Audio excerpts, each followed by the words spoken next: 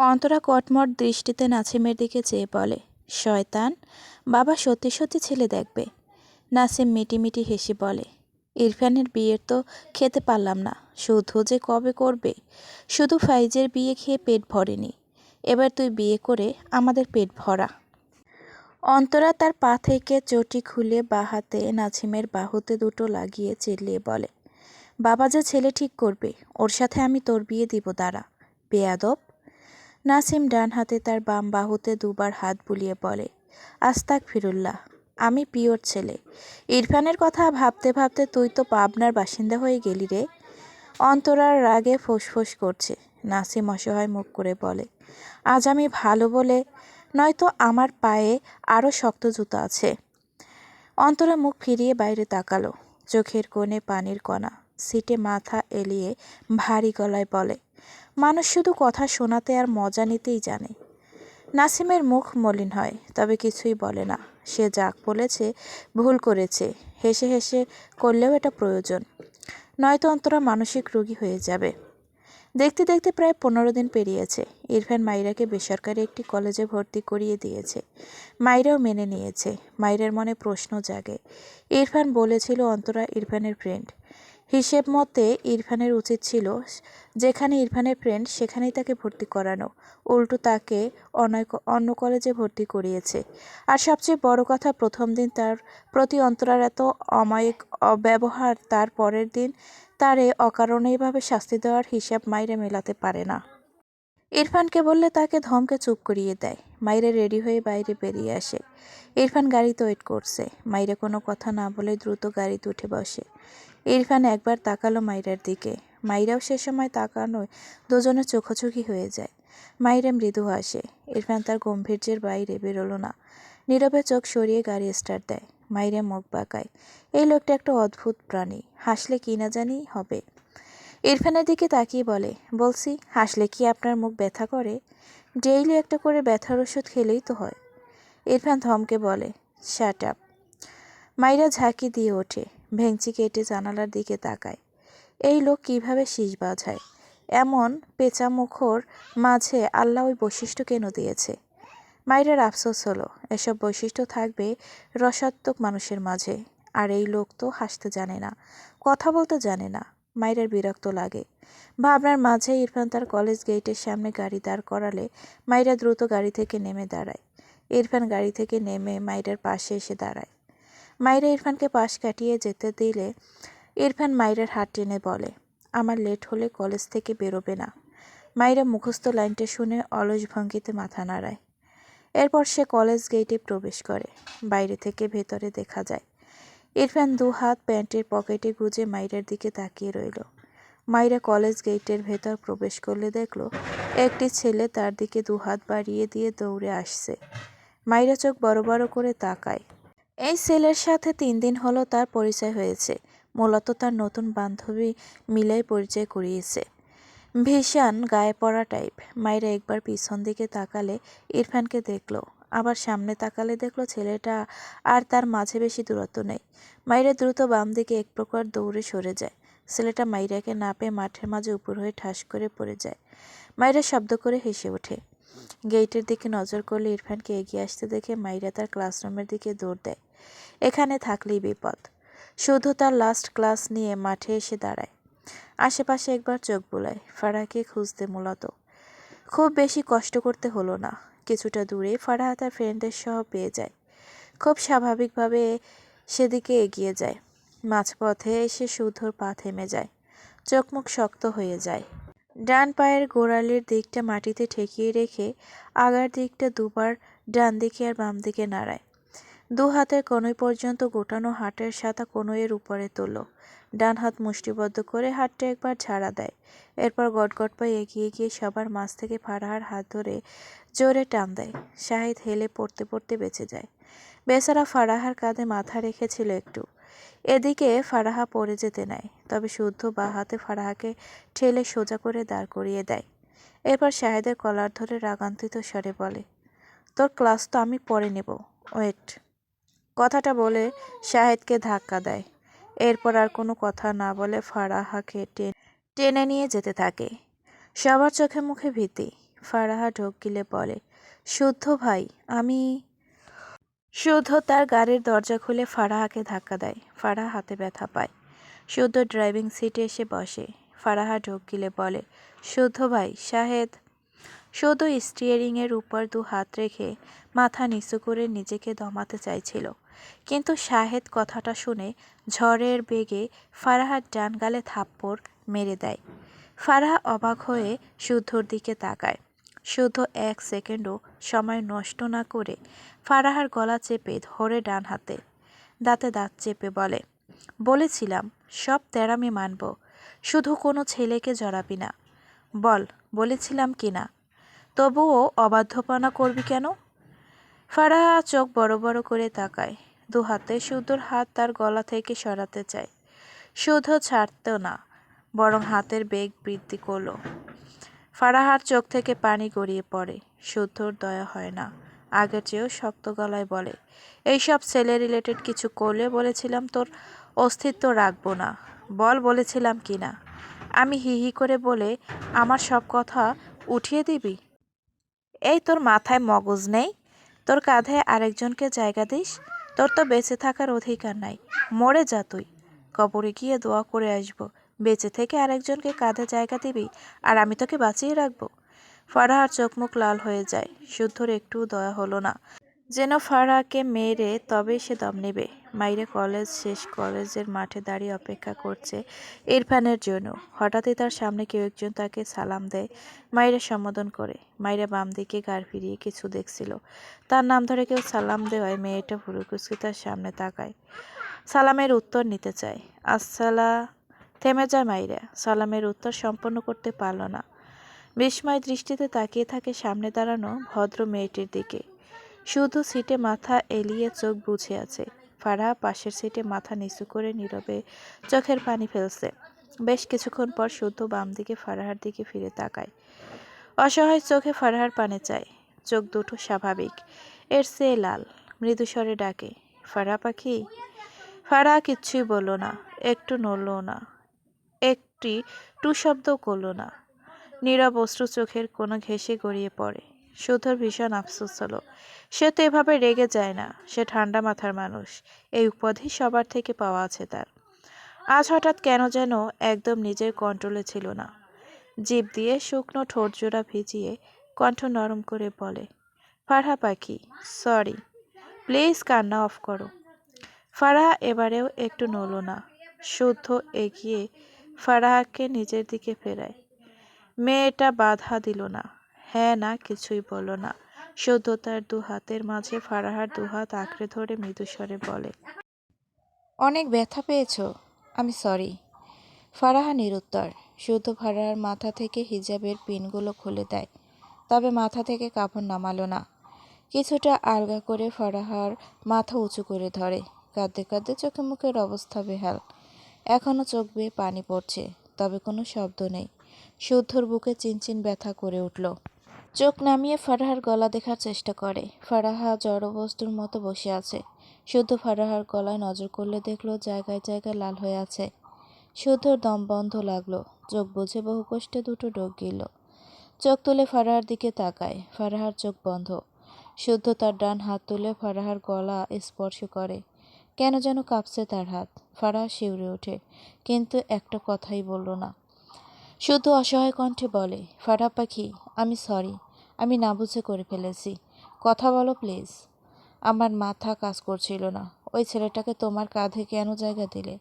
আমি ব্যথা পেয়েছি, তোমার ব্যথার দাগ আছে, আমার ব্যথার দাগ নেই। বাট বিলিভ মি ফারাহা পাখি, এখনও বুকে ব্যথা করছে। তবুও আমি সরি, তোমাকে বুঝিয়ে বলা উচিত ছিল। আর এত রেগে যাব না, সরি। ফারাহা পাখি, কথা বলো, আমাকে বকো, আই প্রমিস আমি তোমাকে কিচ্ছু বলবো না। এই ফারাহা, ব্যথা পাই আমি তোমার তেজ না দেখতে পেলে। ফারাহা নিরুত্তর। শুদ্ধ তার 2 হাতে ফারাহার 2 হাত ধরে বেহিসাব চুমা আঁকল। একটু এগিয়ে গিয়ে কপালে ঠোঁটে আলতো স্পর্শ দেয়। এরপর 2 হাতে রাজলায় ফারাহার মুখটা নিয়ে করুণ কণ্ঠে বলে, এই ফারাহা পাখি, সরি তো, প্লিজ কথা বলো। আচ্ছা, ওই ছেলেটাকে কেন তোমার কাঁধে মাথা রাখতে দিলে বলো? তুমি জানো না আমার ফারাহা পাখি জাস্ট আমার? সেখানে অন্য কেউ ভাগ বসালে আমি কিভাবে মেনে নেব? একটু কথা বলে কি হয়? একটুখানি না হয় ব্যথা দিয়েছি, মেরে ফেলেনি তো। ও তো সাহস নেই তো পাখি, কথা বলো প্লিজ। ফারাহা নীরব, স্তব্ধ, যেন বোবা, শুধু ছটফট করে। ফারাহাকে ছেড়ে তার সিটে শরীর এলিয়ে দিয়ে চোখ বুজে নেয়, ডান হাতটা চোখের উপর রাখে। কিছুক্ষণ পর গাড়ি থেকে বেরিয়ে দোকান থেকে একটা মলম কিনে আনে। এরপর ফারাহার দিকে এগিয়ে গেলে ফারাহা আতঙ্কিত চোখে তাকায় শুদ্ধর পানে। কিছুটা ছিটিয়ে যায় দরজার দিকে। শুদ্ধ দেখল, তার দৃষ্টিতে বিস্ময়। ফারাহা তাকে ভয় পাচ্ছে। কথাটা মনে মনে আওড়াতেই বুকে চিনচিন ব্যথা হলো। ফারাহা মাথা নিচু করে কুঁকড়ে বসে আছে। শুদ্ধ মাথা নিচু করে দীর্ঘশ্বাস ফেলে। হাতের মলমটা ফারাহার কোলের উপর রেখে মৃদুস্বরে বলে, এটা লাগিয়ে নাও। ফারাহা নিশ্চুপ। শুদ্ধ প্রায় মিনিট পাঁচেক ফারাহার পানে নীরবে চেয়ে রইল। এরপর আবারও বলে, ফারাহা পাখি, এটা লাগিয়ে নাও। আরও মিনিট পাঁচ অতিবাহিত হয়। কোনো সাড়া নেই ফারাহার। শুদ্ধর দৃষ্টির নড়চড় নেই। আবারও বলে, ফারাহা, আমার কথা শোনো। 2 মিনিট পেরিয়ে যাওয়ার পর যখন ফারাহার কোনো রেসপন্স পেল না, তখন শুদ্ধ রেগে গাড়ির স্টিয়ারিংয়ে লাগাতার 4টে পাঞ্চ মারে। ফারাহার দিকে চেয়ে দাঁতে দাঁত চেপে বলে, এমন তেরা মেয়ে আর কারো কপালে না জুটুক। সহ্য সীমা পার করে ফেললো আমার। এই মেয়ে কথা কানে যায় না, তামাশা করছি আমি? ফারাহা কেঁপে ওঠে, গাল বেয়ে আবদ্ধ অশ্রু গড়িয়ে পড়ে। তাকে নিয়ে শুদ্ধ কত বিরক্ত। কথাটা ভাবতেই কি ভীষণ কান্না পায়। তবে কান্নাগুলো গিলতে না পারলে শব্দগুলো গিলে নেয়। শুদ্ধ আবারও ধমকে বলে, কি হলো, কথা কানে যায় না? মলম লাগাতে বলেছি আমি। ফারাহ কাপা হাতে মলমটা নেয়। এরপর ধীরে ধীরে মলমের মুখ ছুটিয়ে নেয়। এরপর দুর্বল হাতে এলোমেলোভাবে গলায় মলম মাখিয়ে নেয়। শুদ্ধ শীতল চোখে চেয়ে রইল ফারাহার দিকে। বেশ অনেকটা সময় পেরিয়ে গেলে ফারাহা মাথা নিচু করে ভাঙা গলায় থেমে থেমে বলে, আমি বাড়ি যাব। শুদ্ধ ফারাহার থেকে চোখ সরিয়ে নেয়। কোনো কথা না বলে গাড়ি স্টার্ট দেয়। ফারাহা জড়বস্তুর মতন চুপ করে বসে রইল। থেকে থেকে কেঁপে উঠছে। এতক্ষণ কান্নার ফলে ফারাহার বাসার সামনে গাড়ি থামায় শুদ্ধ। ফারাহা 1 সেকেন্ড সময় নষ্ট করল না, দ্রুত গাড়ি থেকে বেরিয়ে পড়ে। শুধু বুড়ো কুচকে দেখল ফারাহার কাজ কারবার। সেও দ্রুত পায়ে গাড়ি থেকে বেরিয়ে এগিয়ে গিয়ে ফারাহার সামনে দাঁড়ায়। ফারাহা দ্রুত কয়েক পা পিছিয়ে যায়, মাথা তুলল না, শুধু চোখ বুজে শ্বাস ফেলে। এরপর ফারাহার উদ্দেশ্যে নরম কণ্ঠে বলে, সরি, তুমি ঠিক হয়ে যাও, কথা বলো ফারাহা পাখি। ফারাহা নিরুত্তর। শুদ্ধ দুপা ফারাহার দিকে এগোলে ফারাহা ভীত চোখে তাকায় শুদ্ধর দিকে। শুদ্ধর পা থেমে যায়। ফারাহা তাকে ভয় পাচ্ছে। ব্যাপারটা শুদ্ধর একদমই হজম হচ্ছে না। কি যে অসহায় লাগলো নিজেকে। শুদ্ধ নিজের অশান্ত মনকে সামলে ফারাহার দিকে এগিয়ে গিয়ে নরম গলায় বলে, ফারাহা পাখি, ভালোবাসি, আমাকে ভয় পাচ্ছ কেন? আমি আর এভাবে রাগ দেখাবো না, প্রমিস করেছি তো। Please be normal. ফারাহা মাথা নিচু করে নেয়। শুদ্ধর চোখে মুখে অসহায়ত্ব। পিছন থেকে ফাইজের গলা পেয়ে শুদ্ধ পিছু ফিরে তাকায়। ফারাহা তার ভাইকে দেখতে পেয়ে শুদ্ধর পাশ কেটে দ্রুত পায়ে হেঁটে গিয়ে ফাইজকে জড়িয়ে ফুঁপিয়ে ওঠে। ফাইজ তবদা খেয়ে যায়। ফারাহা তো এমনটা করে না সাধারণত। এমন প্রথম তা নয়, কিন্তু নর্মাল কোনো কিছুতে মেয়েটা এমন অদ্ভুত বিহেভ করে না। ফাইজ শুদ্ধর দিকে তাকালে দেখল শুদ্ধির দৃষ্টি ফারাহার দিকে। ফাইজ তীক্ষ্ণ চোখে শুদ্ধর দিকে কিছু সময় চেয়ে থাকে। শুদ্ধ চোখ তুলে তাকালে ফাইজের সাথে চোখাচোখি হয়। ফাইজ ভারী অবাক হলো। শুদ্ধকে স্বাভাবিক লাগলো না। মুখ ঝুরে যেমন অসহায়ত্ব, তেমনি চোখ দুটো কেমন যেন হালকা লাল লাগলো, যা স্বাভাবিক নয়। এদের মধ্যেও কিছু হয়েছে। ঝামেলা তো চলতেই থাকে, এ তো নতুন নয়, কিন্তু দুজনের কারো অবস্থাই তো এত শোচনীয় হয় না। ফাইজ চিন্তিত হলো। শুদ্ধর থেকে দৃষ্টি সরিয়ে ফারাহার মাথায় হাত বুলিয়ে বলে, কি হয়েছে ফারা, কাঁদছিস কেন? ফারাহা কোনো কথা বলল না। নিঃশব্দে তার ভাইয়ের শার্ট ভেজালো, যেন বড় ভাইয়ের কাছে নীরব অভিযোগ সঁপে দিচ্ছে। ফাইজ ফারাহার মাথা তুলে বোনের চোখ মুখ মুছে দিল। ফারাহা তার লালিত চোখ জোড়া ভাইয়ের পানে নিবদ্ধ করে রাখে। ফাইজ ভীষণ অবাক হয়। ফারাহা তো এভাবে কাঁদে না। আদরে সুরে বলে, কি হয়েছে ফারা বোন, শুধু কিছু বলেছে?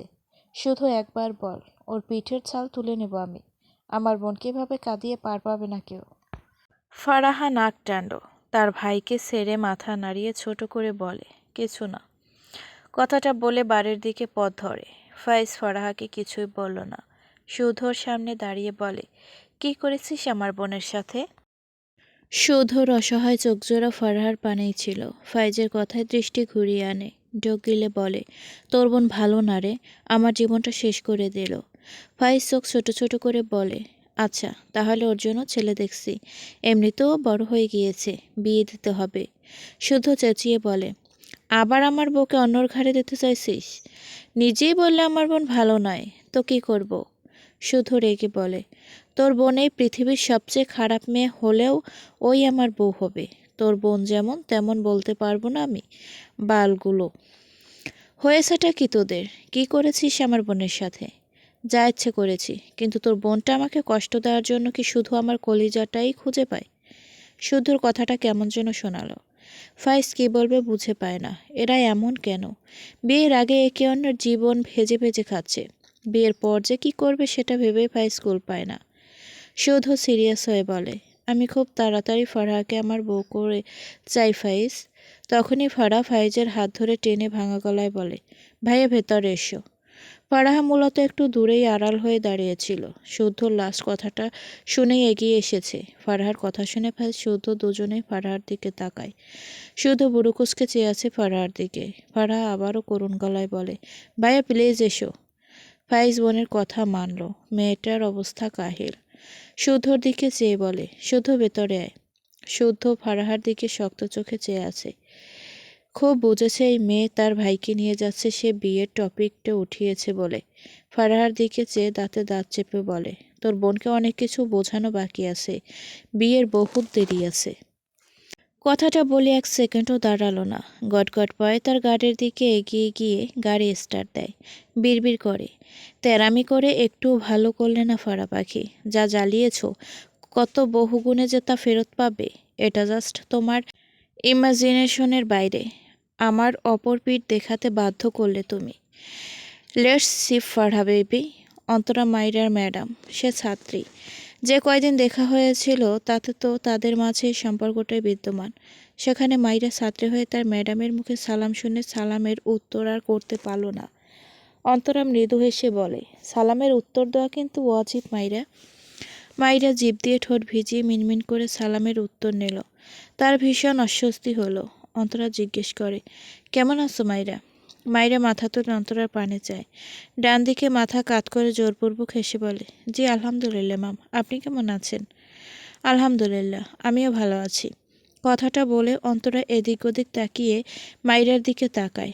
এরপর বলে, আমাকে 10 মিনিট টাইম দেবে মাইরা? তোমার সাথে কোথাও বসে একটু কথা বলতাম। মাইরা ভীষণ অবাক হয়। তার সাথে এনার কী কথা?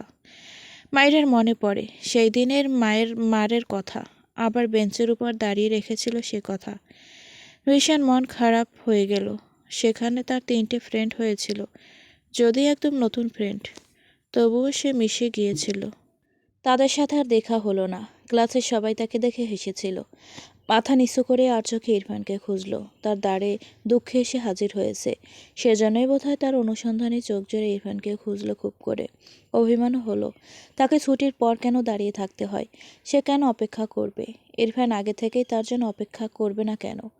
মাইরার অভিমানী মনে ভাবনা এসে বীর জমায়। অন্তরা তো ইরফানের ফ্রেন্ড, সেই রিলেটেড কিছু জানতে পারবে কি?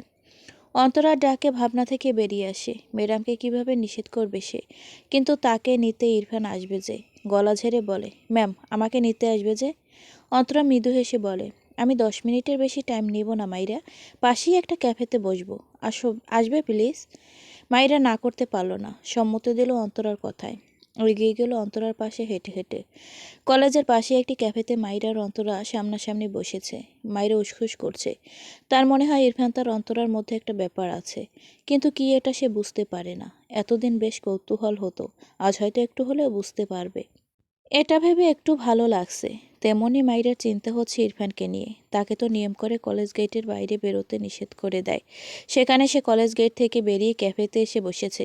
কি যে করবে তাকে ভেবেই ঘাম ছুটে যায় মাইরার। ম্যাডামকে তো মুখের উপর নাও বলা যায় না। তাছাড়া মাইরারও কৌতূহল আছে। সব মিলিয়ে কৌতূহল। অস্থিরতাকে ঘিরে মাইরে বসে রয়েছে অন্তরার সামনাসামনি। অন্তরা মাইরার জন্য পাস্তা আর তার জন্য 1 কাপ কফি অর্ডার করে। অন্তরা মাইরাকে জিজ্ঞেস করলে মাইরা প্রথমে নাসূচক মতামত জানালে অন্তরা মানে না। নিজে থেকে মাইরার জন্য পাস্তা অর্ডার করে। এরপর মাইরার উদ্দেশ্য বলে, মাইরা আই এম সরি। মাইরা বিস্ময় দৃষ্টিতে তাকায় অন্তরার দিকে। তাকে সরি কেন বলছে? লাস্ট দিন তাকে যেভাবে মেরেছিল এজন্য? ভাবনার মাঝেই অন্তরা তার দুহাত বাড়িয়ে মাইরার হাত দুটো আঁকড়ে ধরে। মাইরা অবাকের উপর অবাক হয়।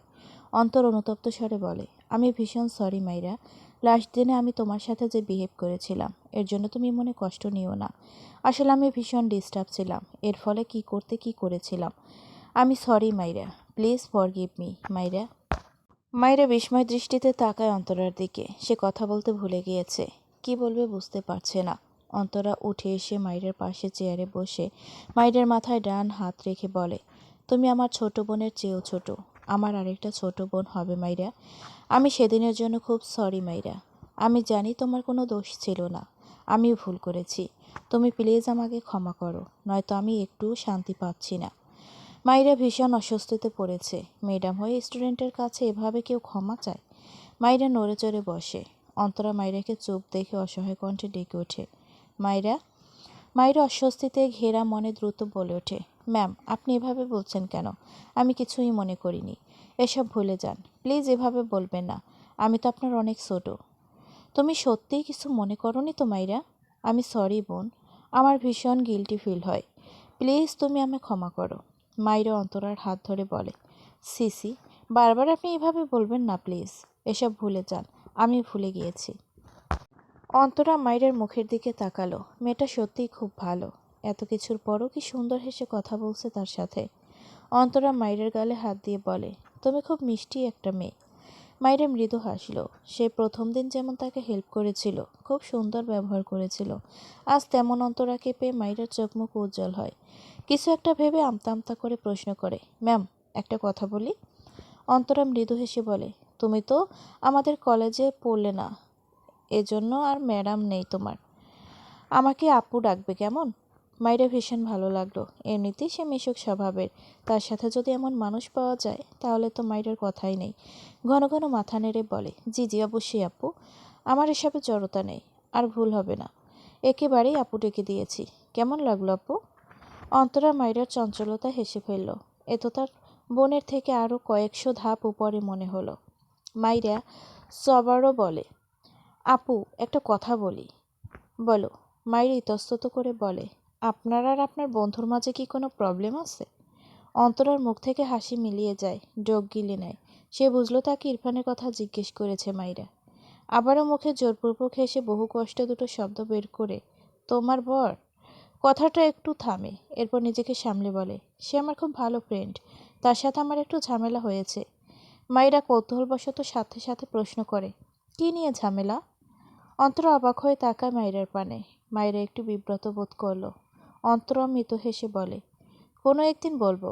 একদিনে সব শুনে নিলে পরে কী নিয়ে গল্প করবে? মাইরার যদিও খুব ইচ্ছে করছে শুনতে, কিন্তু যেচে প্রশ্ন করতে পারল না। নিজের কাছেই কেমন যেন লাগলো। অন্তরা মাইরার পাশ থেকে উঠে বলে, তুমি খেয়ে নাও পাস্তাটুকু, আমি একটু ওয়াশরুম থেকে আসছি কেমন? মাইরা মৃদু হেসে মাথা নেড়ে সম্মতি দেয়। অন্তরা দ্রুত পায়ে ওয়াশরুমে চলে যায়। তার চোখের কোণে পানি গাল বেয়ে পড়ার আগেই পালালো যেন। বেশ কিছুক্ষণ পর অন্তরা ওয়াশরুম থেকে বেরিয়ে আসে, মুখে পানির ছিটে ফোঁটা। মাইরার দিকে এগিয়ে যেতে গিয়েও থেমে যায় বাম পাশের একটি টেবিলে শুদ্ধকে দেখে। চেয়ারে হেলান দিয়ে দুহাত বুকে গুজে চোখ বন্ধ করে আছে। অন্তরা এগিয়ে গিয়ে ডাকে, শুদ্ধ। অন্তরার ডাকে শুদ্ধ চোখ মেলে তাকায়। চোখ দুটো বেশ লাল। অন্তরা অবাক হয়। শুদ্ধর পাশে চেয়ারে বসে বলে, তুই কি অসুস্থ? শুদ্ধ চোখ বুঝলো, কিছুই বলল না। অন্তরা ভুরু কুঁচকে বলে, এখানে কেন এসেছিস? শুদ্ধ বন্ধ চোখে একটু হেসে বলে, হাঁকতে এসেছি, ওয়াশরুম থেকেই তো ফিরলি, স্মেল পাসনি? অন্তরা চোখ মুখ কুঁচকে নিল, বিরক্তি কণ্ঠে বলে, তুই কি জীবনে ভালো হবি না? শুদ্ধ চোখ মেলে বলে, আরও ভালো হলে তো তোরা সব বেহুশ হয়ে যাবি। আমি ভাই দরদি মানুষ, এত মানুষকে বেহুশ করার ইচ্ছে আমার নাই। অন্তরা রেগে বলে, এখানে কেন এসেছিস? আর তোর হয়েছেটা কি? একদম হাসবি না। শুদ্ধ বিরক্ত কণ্ঠে বলে, ক্যাফেতে মানুষ কেন আসে? পেট ভরাতে আসে, পেট পরিষ্কার করতে তো আসে না। কথাটা বলে শুদ্ধ আবারও আগের ভঙ্গিতে চোখ বুজল। এরপর মৃদু স্বরে বলে, তুই কি করছিস এখানে? তোর কি হয়েছে বলবি? তোকে ঠিক লাগছে না। শুদ্ধর কণ্ঠে অসহায়ত্ব, তবে মুখে হাসি। কষ্ট লাগে বাল, জীবনটা এমন কেন? ফারাটা কেমন যেন, কি যে কষ্ট দেয় ইয়ার, আর ভাল লাগে না। অন্তরা শুদ্ধর দিকে তাকিয়ে ভাবল কিছু। এরপর ফারার প্রবলেম কি? সুখে থাকতে ভূতে কিলা এদের, মৃদুস্বরে বলে। আচ্ছা, আমি ফারার সাথে কথা বলবো, দেখি তোদের কি প্রবলেম। শুধু সোজা হয়ে বসে হেসে বলে, বলবি সামিয়ার সাথে আমার সামনের মাসে বিয়ে। সামিয়াকে? আমার মায়ের পছন্দ করা শান্ত শিষ্ট সুইট একটা মেয়ে, দারুণ একটা মেয়ে, বুঝলি? তুই অন্য মেয়ের প্রশংসা করছিস, আবার ফারাহাকে চাইছিস। অদ্ভুত। শুদ্ধ হেসে ভুরু নাচিয়ে বলে, সে তো ইরফানও তোকে লাইক করতো, বাটুর দম আটকে যায় মাইরার জন্য। অন্তরা দীর্ঘশ্বাস ফেলল। শুদ্ধ হেসে বলে, ভালোবাসা একটা ভয়ঙ্কর ওষুধ, এর ধার বিষের চেয়েও তীক্ষ্ণ। পছন্দ তো এই ক্যাফেটাকেও করা যায়। একটু থেমে বলে, বাদে, তুই এখানে কি করছিস? মাইরাকে নিয়ে এসেছিলাম। ইন্নালিল্লাহ, এবার নিশ্চয়ই পা পোড়ানোর জন্য তোর পা দুটো নাচতে নাচতে চলে এসেছে, তাই না? অন্তরা কিছু বলল না। মাইরা ভীষণ উসখুস করছে, কয়েকবার পাস্তা মুখে দিয়েছে, তার এটা ভালো লাগলো না, তাই চুপচাপ বসে আছে। এক পর্যায়ে বসা থেকে দাঁড়িয়ে উল্টো ঘুরে সামনে এক পা এগোলে হঠাৎই কেউ এসে তাকে সাপটে ধরে। মাইরার মুখ ইরফানের বুকে গিয়ে ধাক্কা লাগে। মাইরা মৃদু চেঁচিয়ে ওঠে, তবে শব্দ বেরোলো না সেভাবে। ইরফান তাকে চেপে ধরেছে তার সাথে। মাইরা ইরফানকে দেখতে না পেয়েও খুব চিনল ইরফানকে। মাইরা নড়াচড়া করতে গিয়েও করল না। আজ ভীষণ অদ্ভুত কিছু সে শুনতে পায়। ইরফানের হৃদস্পন্দন টিপটিপ শব্দ। কেউ অনেক ভয় পেয়ে ছোটাছুটি করলে যেমন হয় ঠিক তেমন। ইরফান বিড়বিড় করে বলে, you are a stupid girl, stupid girl, stupid. Myra নড়েচড়ে ওঠে। ইরফান নিজেই মাইরাকে ছেড়ে দুহাতে মাইরার গাল ধরে মৃদুস্বরে বলে, আর ইউ ওকে? মাইরা পিটপিট করে তাকায় ইরফানের দিকে। ইরফান মাইরাকে অক্ষত অবস্থায় দেখে স্বস্তির নিঃশ্বাস ফেলে। হঠাৎই চোখ মুখ শক্ত হয়ে যায়। ডান হাতে মাইরার গাল চেপে দাঁতের দাঁত চেপে বলে, কলেজ থেকে বেরোতে নিষেধ করিনি? থাপ্পড় খাওয়ার শখ জেগেছে? মাইরা গালে ব্যথা পায়। ইরফানের হাত ধরে তার গাল থেকে ছাড়াতে চায়। ইরফান শক্ত চোখে মাইরার দিকে চেয়ে মাইরা অসহায় চোখে ইরফানের দিকে চেয়ে ছটফট করে। হঠাৎই ইরফানের হাত শিথিল হয়।